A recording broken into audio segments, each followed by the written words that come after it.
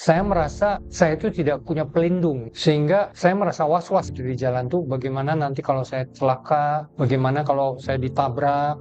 Jadi saya itu merasa takut. Iya. Bapak menemukan buku ini di perpustakaan universitas. Ini Iya. universitas apa nih? Universitas Pajajaran. Nah, itu memang ada. Ini kan universitas negeri nih. Iya. Kira-kira siapa yang menaruh buku itu? Dan ini berarti rencana Tuhan ya. Iya. Sebuah buku The Great Controversy Bapak temukan kalau Bapak temukan di kampus Advent mungkin masih wajar ya. Iya, wajar. Tetapi Bapak dikatakan di sini menemukan buku itu di perpustakaan universitas. Iya. Ya, ini bagaimana ceritanya, Pak? Lalu saya coba bacain bab pertama kan tentang the fall of Jerusalem. Kehancuran Yerusalem. Ya, saya kok banyak istilah-istilah teologis yang saya tidak pahami. Ada atonement, ada sanctuary, ada grace. Jadi saya harus buka-buka kamus. Karena saya merasa saya ini mahasiswa bahasa dan sastra Inggris, Ya. tapi megang buku ini nggak ngerti artinya gimana gitu. Jadi kalau bukan mungkin karena buku Kemenangan Akhir, belum tentu Bapak hadir di sini. Benar nggak, Pak? Benar. Benar ya. Benar. Jadi itulah pentingnya apa? Buku The Great Controversy memutuskan dibaptis tahun 1983. Iya. Meskipun orang tua meminta untuk menyelesaikan kuliah dulu, tadi sudah sempat disinggung sedikit ya. Iya. Nah, apa yang memberi Bapak keberanian? Ini nekat ya. Tentang bahwa kita ini hidup di akhir zaman, bahwa segala sesuatu yang akan terjadi yang dinubuatkan oleh kitab Wahyu itu akan segera terjadi. Dan disitulah saya terketuk hati saya untuk kembali aktif mengikuti peribadatan di hari Sabat, sehingga saya berpikir, wah, saya harus kembali karena saya merasa saya telah meninggalkan Tuhan selama 7 tahun itu. Pada waktu masa vakum 7 tahun itu, Iya. mohon maaf nih, apakah dari gereja tidak ada yang datang ke rumah, melawat, atau bagaimana nih? Ada sempat atau tidak? Aduh, saya pikir nggak ada ya waktu itu. Nggak ada. Nggak ada. Berarti ini panggilan dong buat gereja, jangan sampai rumah Tuhan yang lain Harus memperhatikan harus anggotanya, memperhatikan, ya. benar Iya. ya. Nah, jadi Bapak ingin Supaya orang tahu bahwa apa yang diberitakan di dalam kitab Wahyu pasal 13 ayat 11 sampai 18 itu nanti akan digenapi, akan menjadi kenyataan. Negara Amerika Serikat itu akan mengeluarkan suatu undang-undang kesucian hari Minggu, di mana undang-undang ini akan diikuti oleh seluruh dunia. Apakah berat hatimu serta risau? Apakah berat salib di pundakmu? Hitung berkatmu meski hatimu berat. Kau kan bergema dan tak lagi penat. Hitung satu-satu berkatmu yang diberikan Tuhan tiap waktu. Satu-satu hitung berkatmu dan lihatlah kasih Pemirsa, Tuhan. salam sejahtera bagi kita semua. Selamat datang di program Jendela Kesaksian. Jendela di mana kita bisa melihat satu kesaksian dari umat-umat Tuhan, di mana kesaksian ini boleh membawakan kekuatan bagi kita, di mana pada saat kita lemah iman, sehingga kita tetap boleh berpegang kepada janji Tuhan, bahwa Tuhan akan selalu menuntun umat-umatnya dimanapun mereka berada. Baik pemirsa, pada saat ini kita kedatangan tamu istimewa. Selamat sore Pak. Selamat sore. Beliau adalah Bapak Binadi Budi, dan dari kesaksian yang pernah saya tanya jawab secara langsung dengan beliau memiliki pengalaman yang menarik yang saya rasa saya terpanggil untuk boleh dibagikan kepada pemirsa di rumah pada saat ini. Oleh sebab itu, saya mengundang beliau pada saat ini untuk membagikan kesaksiannya, dan itu kami harapkan boleh menjadi berkat bagi saudara-saudara sekalian dimanapun saudara berada. Baik saudara-saudara, kita berdoa dulu sebelum kita mulai. Kesaksian yang akan dibawakan oleh Bapak Binadi. Mari kita bersatu di dalam doa. Ya Tuhan, Bapa kami yang bertahta di dalam kerajaan surga, terima kasih ya Tuhan atas kasih karunia, kebaikan dan kasih sayang Tuhan kepada kami, waktu dan kesempatan yang baik Engkau berikan untuk boleh memberikan satu kesaksian di mana Tuhan boleh campur tangan dalam kehidupan Bapak Binadi Budi pada saat ini, dan itu akan dibagikan kepada kami semua. Biarlah Engkau tuntun jam kesaksian ini, Kau memberkati seluruh peralatan yang digunakan, Kau memberkati kami dengan Roh Kudus, supaya dengan demikian segala sesuatu yang kami bagikan boleh menjadi berkat. Itu adalah tuntunan tangan Tuhan. Terima kasih ya Tuhan, kami serahkan semuanya ke dalam tangan Tuhan. Di dalam nama Yesus kami berdoa dan mengucap syukur. Amin. Amin. Baik saudara-saudara, pada saat ini kami akan mengadakan acara jendela kesaksian, dan pada saat ini ada beberapa bagian yang saya akan kupas dari kesaksian yang pernah saya dapatkan dari Bapak. Ya, yang bagian yang pertama adalah mengenai latar belakang dan pencarian makna. Nah, dikatakan di sini Pak Binadi ya, Iya, Bapak ini lahir dari keluarga non-Kristen. iya. Bahkan bisa dikatakan tidak memiliki agama, Mhm. ya. Namun Bapak disekolahkan dikatakan di sini di sekolah Advent. Iya. Ya, SD SMP di Advent, kemudian SMA di Katolik. Nah, pertanyaannya Pak, bagaimana Bapak melihat cara Tuhan menanamkan benih kebenaran melalui pendidikan yang Bapak alami pada saat itu, meskipun pada saat itu dikatakan Bapak belum mengenal juru selamat. Iya. Silakan Pak. Jadi saya bersekolah di Sekolah Dasar Advent di Ciamplas Iya, dan lanjut dengan SMP Advent di Naripan. Jadi ada pelajaran agama yang ya saya pikir itu menanamkan benih-benih kebenaran ya, kebenaran firman Tuhan. Karena pada waktu di SMP pun guru agama saya Bapak Jemingun Cakrapawira itu iya. sering memberikan suara nubuatan, kursus suara Kursus nubuatan suara nubuatan. yang harus diisi oleh murid-murid. Memang itu tidak setiap kali bertemu di kelas harus dilakukan mengisi. Jadi Bapak ikut suara Ikut. nubuatan. Itu seluruh murid harus ikut. Jadi nanti baca dulu suara nubuatan, kemudian nanti ada kolom pertanyaan itu harus dijawab. Nanti sama Pak Jemingun dinilai. Jadi setelah dikumpulkan nanti dinilai dan nanti dibagikan kembali. Dari situ Bapak mulai menerima kebenaran itu. Iya, Suara nubuatan berarti harus buka Alkitab dong, Pak? enggak. Waktu itu kita nggak usah pakai Alkitab karena ayat-ayatnya semua sudah tercantum di dalam kertas suara nubuatan itu. Oh, jadi tinggal hanya membaca. Iya, hanya membaca aja. Baik, terima kasih, Pak. Nah, dikatakan di sini Bapak sempat merasa tidak memiliki pegangan hidup, Iya, ya. Bahwa Bapak ini katanya sering cemas di jalan raya, ya. iya. Boleh diceritakan kenapa sih Bapak sering merasa cemas di jalan raya? Apa yang sebenarnya Bapak alami dan cari pada waktu itu? Iya, karena di jalan raya itu kan mudah sekali terjadi kecelakaan ya. Jadi Ya. saya merasa saya itu tidak punya pelindung gitu. Sehingga saya merasa was-was gitu di jalan tuh bagaimana nanti kalau saya celaka, bagaimana kalau saya ditabrak. Jadi saya itu merasa takut. Sedangkan saya harus berkuliah naik sepeda motor dan juga orang tua menyuruh-nyuruh saya kemanapun saya naik sepeda motor gitu. Jadi ya itu jadi masalah buat saya gitu. Ketika saya merasa tidak aman gitu berada di jalan raya. Jadi cemas karena tidak ada pegangan hidup. Iya, Nah, bagaimana perasaan Bapak setelah Bapak sudah memiliki juru selamat? Apakah memang berbeda? Apakah ada perbedaan Berbeda. signifikan? Berbeda kalau sudah memiliki juru selamat, kita merasa ya kita berdoa dulu kan sebelum keluar Iya. rumah kan kita berdoa dulu minta perlindungan Tuhan. Jadi berbeda dengan sebelum memiliki juru selamat. Baik, pemirsa, ternyata itulah pentingnya bagi kita untuk memiliki apa? Memiliki juru selamat, benar ya Pak ya? Iya, Nah, bagi saudara-saudara yang menyaksikan acara ini, apakah saudara-saudara juga memiliki pengalaman yang sama, perasaan yang sama ya? iya, Tidak memiliki ketenangan. iya, Tetapi setelah mengenal juru selamat yaitu Yesus Kristus, dikatakan kehidupan Bapak Binadi Budi tidak lagi merasa cemas di jalan. Kenapa? iya. Karena sudah diserahkan kepada siapa? Ada Tuhan. Kepada Tuhan. Baik, terima kasih Pak. Kemudian di sini, ya, dikatakan Bapak memiliki talenta bahasa. Iya, Ya, Bapak merasa bahwa bahasa Inggris adalah talenta alamiah yang diberikan Tuhan kepada Bapak. iya. Bagaimana Bapak melihat kaitan antara pilihan jurusan kuliah pada saat itu dengan rencana Tuhan yang besar sehubungan dengan pelayanan yang Bapak miliki sekarang?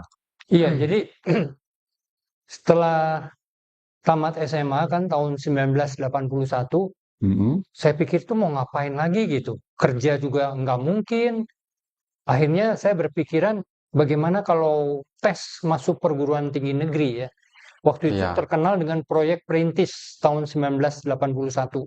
Jadi saya datang ke kampus Unpad untuk membeli formulir, kemudian saya mengikuti tes masuk dan saya memilih ada 3 pilihan kalau nggak salah pada waktu itu. Saya memilih pilihan utamanya adalah Fakultas Bahasa dan Sastra Inggris. Kemudian yang kedua ekonomi atau hukum, itu saya agak lupa. Mm-mm. Dan sekitar 2 bulan atau 2 bulan setengah kemudian diumumkan melalui Surat kabar. suplemen surat kabar pikiran rakyat. Dan ketika saya membuka jurusan bahasa dan sastra Inggris, nama saya tercantum di situ. Diterima menjadi calon mahasiswa Universitas Pajajaran, Bandung. Nah, Bapak kan pada waktu itu belum dibaptis tuh. Iya, Waktu melihat pengumuman itu, Bapak berdoa, bersyukur atau gimana? Atau nggak ada apa-apa yang dilakukan? yang yang sangat bersukacita itu mama saya. Kenapa? Katanya, aduh nama kamu tercantum di sini, ada Binandi Gunawan Budi, nama tengah saya Gunawan. Binandi Gunawan Budi tercantum. Ada kurang lebih sekitar 25 calon mahasiswa Mm-mm. yang diterima untuk Fakultas Bahasa dan Sastra Inggris.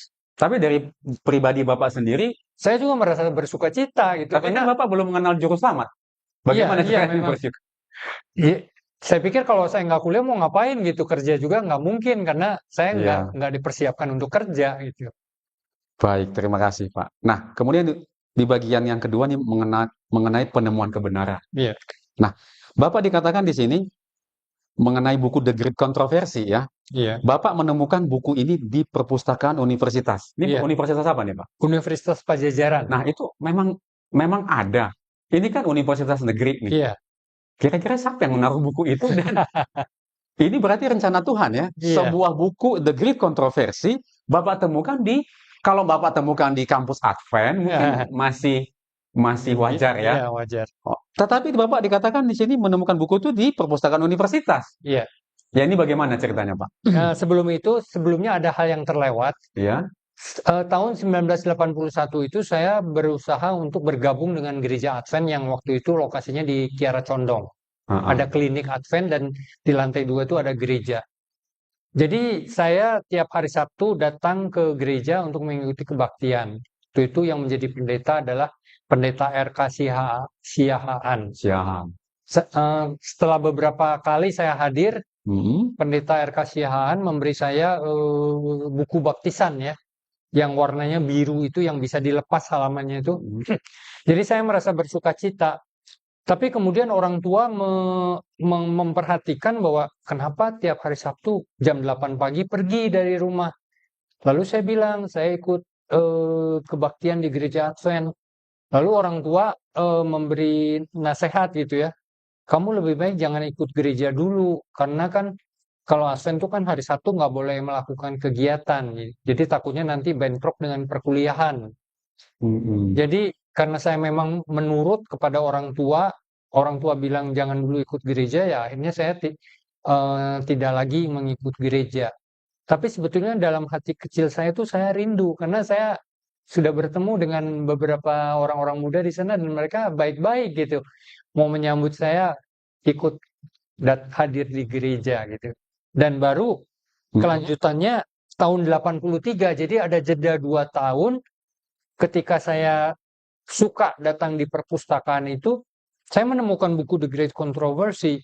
Karena sebelum itu juga saya suka sering membaca, ada Encyclopedia Americana, Britannica, kemudian buku dari Edward Gibbon itu The Decline and Fall of the Roman Empire. Itu bukunya besar, ada foto-fotonya bagus-bagus gitu. Aduh, menarik gitu.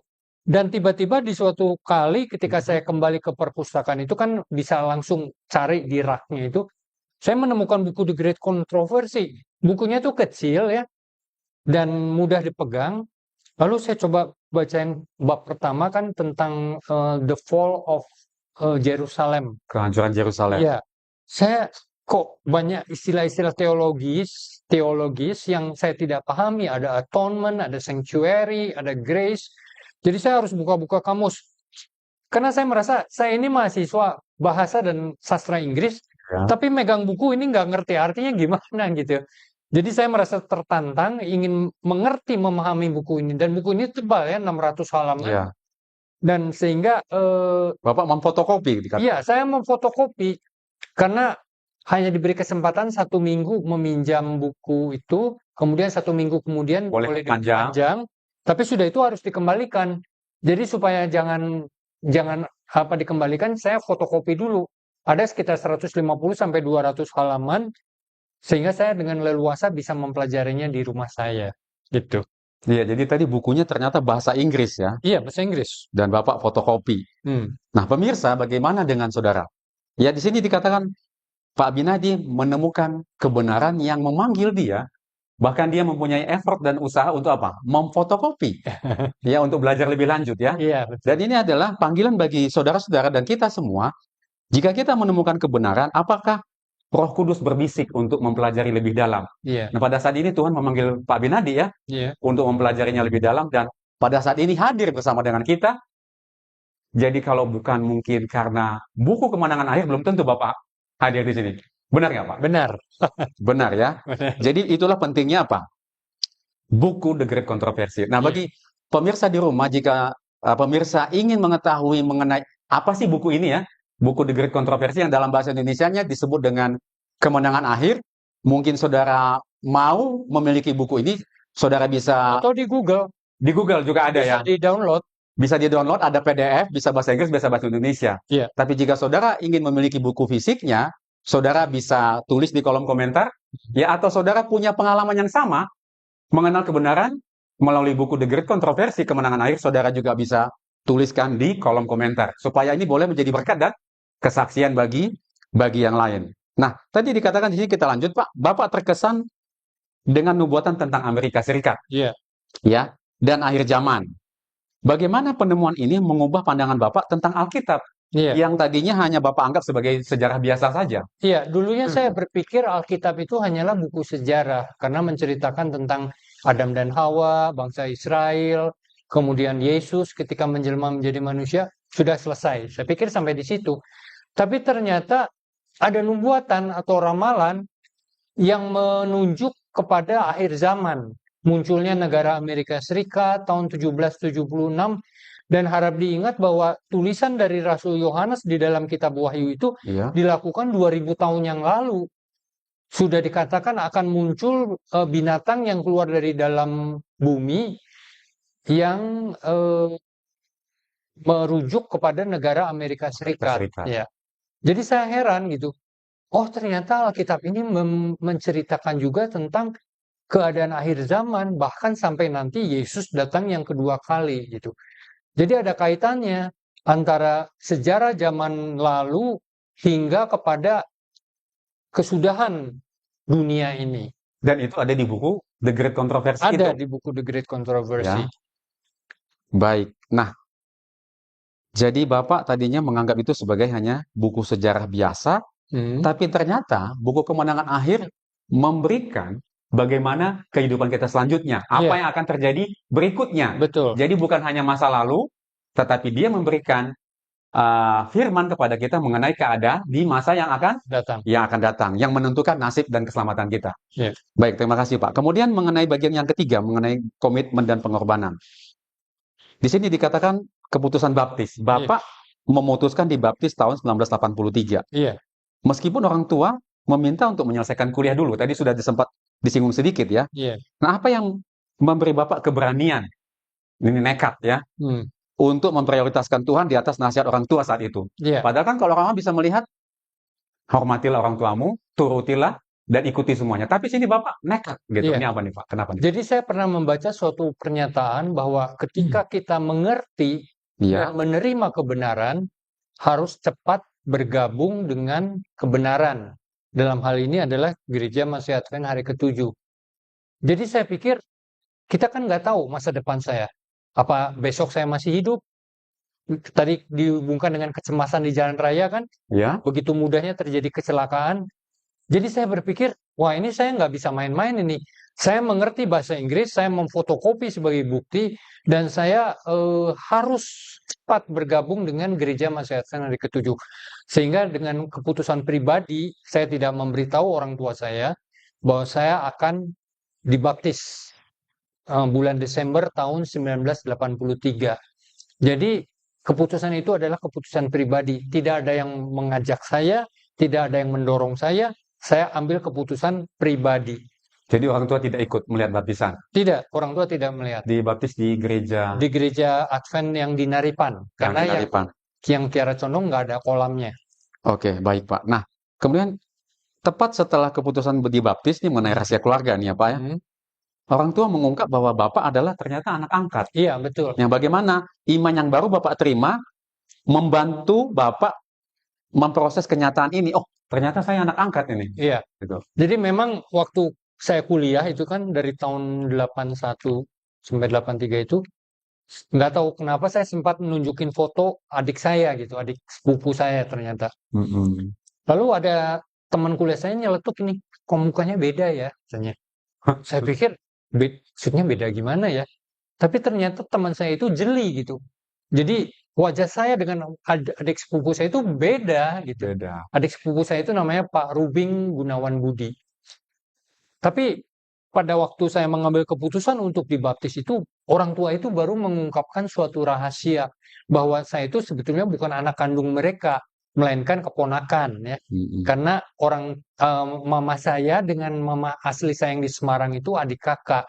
Sehingga saya ini diterima atau diangkat sebagai anak angkatnya gitu.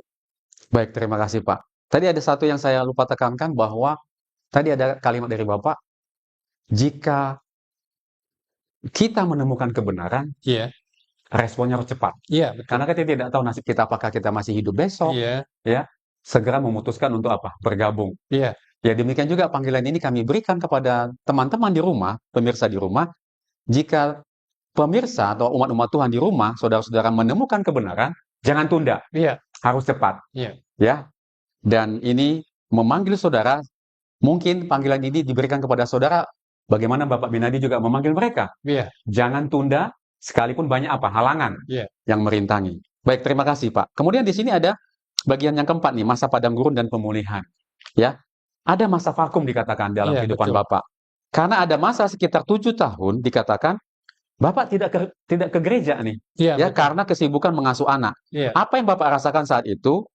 Dan bagaimana Tuhan mengetuk pintu hati Bapak untuk kembali? iya, Dan ada pengaruh dari panggilan dari media YouTube nih, bagaimana ya iya. Pak maksudnya? Jadi setelah anak kami lahir yang pertama Raymond tahun 1999 itu, kemudian istri saya hanya mempunyai cuti sekitar 2 bulan ya kalau nggak salah. Dan setelah itu dia harus kembali bekerja. Sehingga anak kami itu saya sendiri yang mengasuh. Dan sudah itu 4 tahun kemudian pun anak kedua kami lahir ya, Kevin. Jadi saya mengasuh anak di rumah sampai istri saya bekerja di pagi hari dan pulang di sore hari. Iya. Sehingga tugas saya mengasuh anak itu membuat saya tidak bisa pergi ke gereja. Dan akhirnya lama-lama saya juga jadi enggan gitu mau pergi ke gereja. Dan itu berlangsung selama kurang lebih 7 tahun. 7 tahun. Tapi setelah di rumah saya punya banyak waktu senggang, saya melihat media YouTube tentang bahwa kita ini hidup di akhir zaman, bahwa segala sesuatu yang akan terjadi yang dinubuatkan oleh kitab Wahyu itu akan segera terjadi. Dan disitulah saya terketuk hati saya untuk kembali aktif mengikuti peribadatan di hari Sabat. Sehingga saya berpikir, wah saya harus kembali nih. Karena saya merasa saya telah meninggalkan Tuhan selama 7 tahun itu. Sehingga saya pada waktu itu saya tercatat keanggotaan di Gereja Advent Siti Munigar yang sekarang berlokasi di Kopo Permai. Dan setelah bergabung kembali dengan mereka, dengan Gereja Siti Munigar itu, mereka akan mengadakan program baptisan di bulan Desember tahun 2015. Jadi saya pikir, ada baiknya lah saya mau dibaptis ulang gitu. Lalu saya mengutarakan keinginan saya itu kepada tua-tua gereja dan juga pendeta. Jadi Iya. mereka akan mengatur baptisan ulang saya itu di bulan Desember tahun 2015. Dan sebelum itu terlaksana, saya bertanya juga kepada anak kedua saya, Kevin. Kevin, ini papa mau dibaptis ulang. Kevin mau ikut baptisan. Mau katanya. Saya juga heran gitu. Kok Kevin serta-merta mau gitu. Waktu itu Kevin berusia 12 tahun. Jadi maka dibaptislah kami bulan Desember tahun 2015 itu kembali di kolam baptisan di Narepan. Di kolam yang sama. Di kolam yang Di kolam sama yang ya, tapi disertai anak saya pada waktu itu. Oke, baik. ada sedikit nih Pak, tadi terlewat sedikit. Iya, Pada waktu masa vakum 7 tahun itu, iya. mohon maaf nih, apakah dari gereja tidak ada yang datang ke rumah, melawat, atau bagaimana nih Pak? Ada sempat atau tidak nih? Aduh, saya pikir nggak ada ya waktu itu. Nggak ada. Nggak ada ya. Berarti ini panggilan dong buat gereja, jangan sampai rumah Tuhan yang lain Harus memperhatikan harus anggotanya ya. memperhatikan, Iya, benar harus ya. memperhatikan Karena saya juga anggotanya. pernah melihat, bertanya juga kepada satu anggota juga, ya kok sepertinya gereja tidak tidak Ya, mencari. tidak Iya. mencari Iya. gitu. Ya ini mungkin panggilan juga bagi Iya. tua-tua jemaat ya di satu gereja. Mungkin ini satu pengalaman juga ya, satu Iya. panggilan buat mereka bahwa kenapa nggak ada perlawatan dari mana? Iya. Dari gereja. Ya, panggilan ini untuk kebaikan kita bersama. Iya. Ya, terima kasih. Jadi Bapak tadi sudah dibaptis ulang ya, Udah. dan adalah rencana Tuhan bersama dengan Kevin ya, Iya. untuk dibaptis pada tahun 2015. Baik, ini Pak yang bagian yang kelima nih, bagian yang terakhir ya. Pelayanan subtitle, ministry pelayanan subtitle ya. Iya. Pekerjaan dari Tuhan. Nah, di usia 48 tahun, Bapak sempat kelabakan, Iya. dikatakan mencari kerja. Lalu Tuhan membuka jalan melalui pembuatan subtitle. Iya. Bagaimana Bapak melihat kedaulatan Tuhan, turut campur tangan Tuhan dalam mempertemukan talenta bahasa Bapak dengan kebutuhan gereja pada Iya. saat itu? Jadi ceritanya begini, pada waktu itu istri saya tiba-tiba meminta saya, kamu harus kerja dong, cari kerja, bantu untuk keuangan rumah tangga. Memang selama ini penghasilan di rumah tangga kami semata-matanya dari istri saya yang bekerja. Jadi saya juga sempat kaget ya. Loh, umur saya 48 tahun, Pada waktu itu, iya, harus mencari kerja kemana gitu saya pikir. susah nih umur Iya, 48 tahun, Pak. waktu itu saya sudah bergabung dengan jemaat Waan. Kemudian dalam salah satu kumpulan di hari Kamis malam itu di rumah Pak Buntaran, Mhm. saya mengutarakan, saya ini perlu kerja Pak untuk membantu keuangan istri saya. Lalu Pak Buntaran dengan serta-merta merespon, katanya, coba aja teruskan pekerjaan Ibu Etna dan Ibu Rusianti. Pekerjaan apa itu Pak? Itu membuat subtitle untuk video khotbah yang dari Amerika. Oh, sebelumnya kan Pak Buntaran nanya dulu nih, Bapak, apa nih Iya, pengalamannya? iya, Pak Buntaran nanya latar belakangnya apa nih? Oh, saya pernah kuliah di bahasa Inggris gitu. Oh, Oh, oh boleh Pak, saya akan coba untuk meneruskan. Lalu saya bisa melanjutkan pekerjaan yang dilakukan oleh Ibu Etna dan Ibu Rusianti. menerjemahkan video, Iya, subtitle. Jadi membuat. Bapak harus ke rumah Ibu Rusyanti dulu. Iya, pada waktu itu kan Belajar saya, dulu berapa iya, lama nih habisnya? saya belajar waktu itu hanya satu kali datang ke rumah Bu Rusyanti itu Mhm. sekitar 3 jam. 3 Saya jam. belajar bagaimana mengoperasikan laptop dengan Visual Subsync. Visual Subsync. Dan setelah itu saya pulang ke rumah dan saya belajar-belajar sendiri.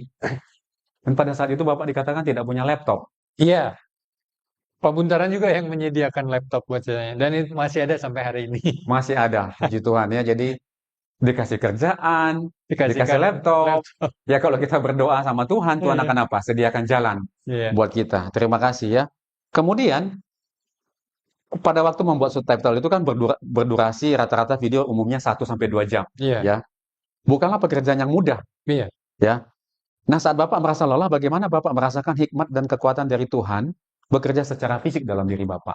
Iya, jadi membuat subtitle ini bukanlah pekerjaan yang mudah ya, karena kita bayangkan begini, dalam 5 detik dari narasumber yang berbicara dalam video itu yang sudah saya download itu, saya harus menerjemahkan ke dalam kata-kata bahasa Indonesia.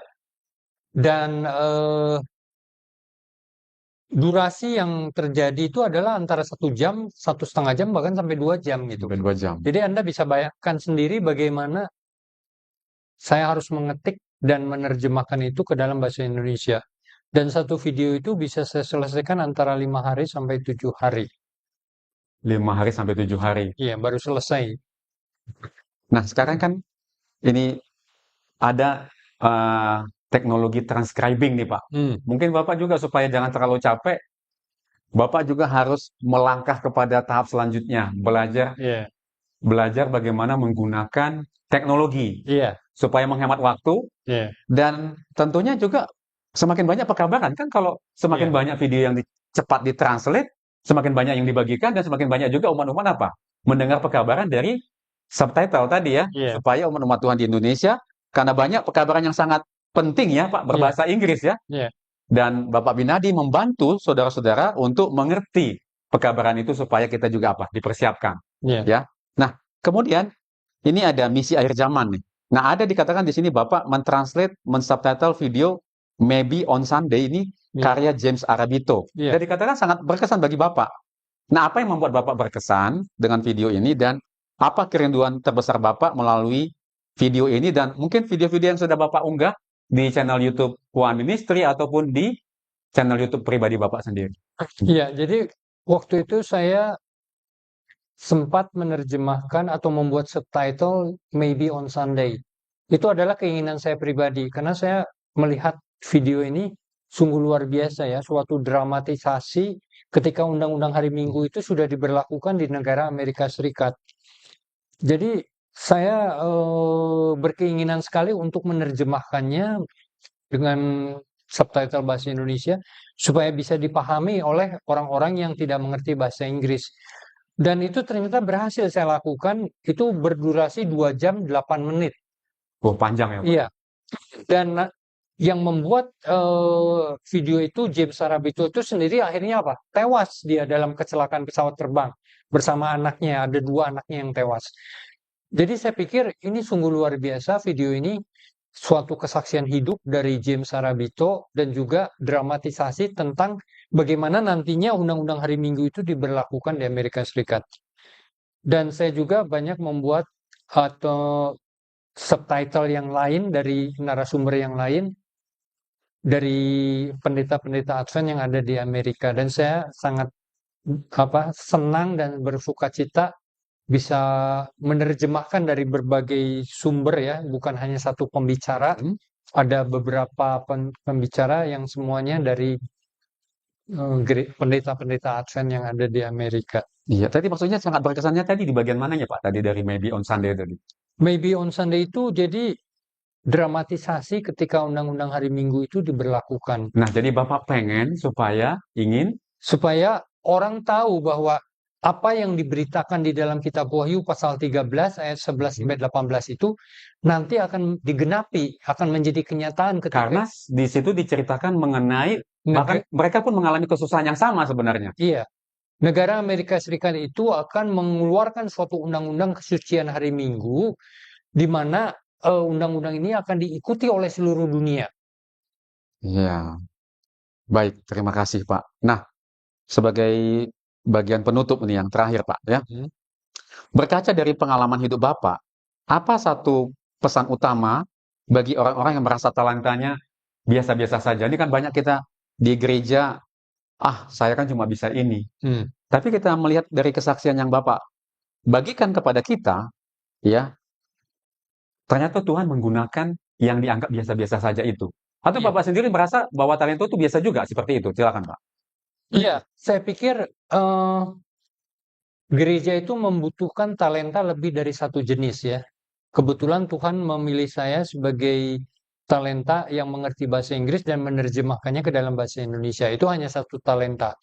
Kemudian anak saya, Raymond, dia pintar bermain piano dan dia juga melayani di gereja dalam mengiringi musik perbaktian maupun lagu-lagu pujian.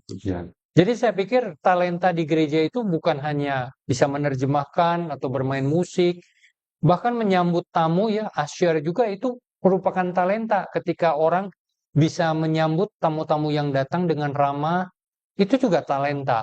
Kemudian juga ibu-ibu yang menyediakan masakan untuk potluck, itu juga talenta.